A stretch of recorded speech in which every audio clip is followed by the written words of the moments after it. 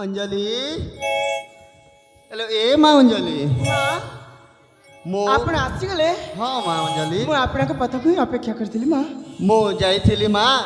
राजा विक्रम केसरी घर को सतरी मां हाँ माँ आपण अंजलि मते सेदिन सेही कथा ही कहथिले हाँ हेले मां हाँ कोन हिच कहला से माँ काली संध्या रे कार्यक्रम आरंभ करने को लगुची काली संध्या रे कार्यक्रम आरंभ करबा को लागिछि होय माँ मां हाँ गो ताहेले तुम कहबा कथा कि आमे काली संजय रे तांका घर को जाके नृत्य परिवेषण करिबो हाँ लो माँ ठीक अछि मां आपण जहाँ जहाँ कहबे घर को चलतु आपण कथा को अखिरी अखिरी पालन करिकी से राजा घर को नृत्य करबा पई जिबिलो मां ठीक अच्छी लो माँ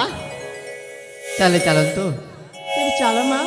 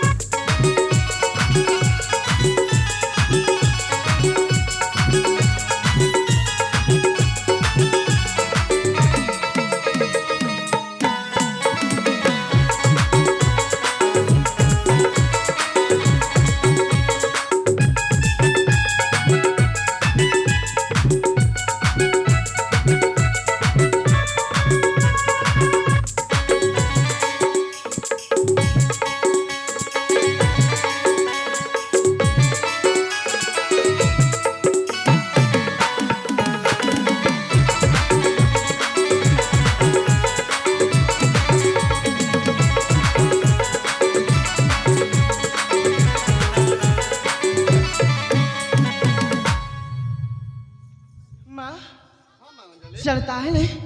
शीघ्र शीघ्र घर को फेरी जीवा आमको सजबाज होगा पड़ो हाँ माँ काली तो से राजा घर को जीवा पड़ो ना हाँ माँ अंजलि तेरे चल घर को फेरी जीवा चलो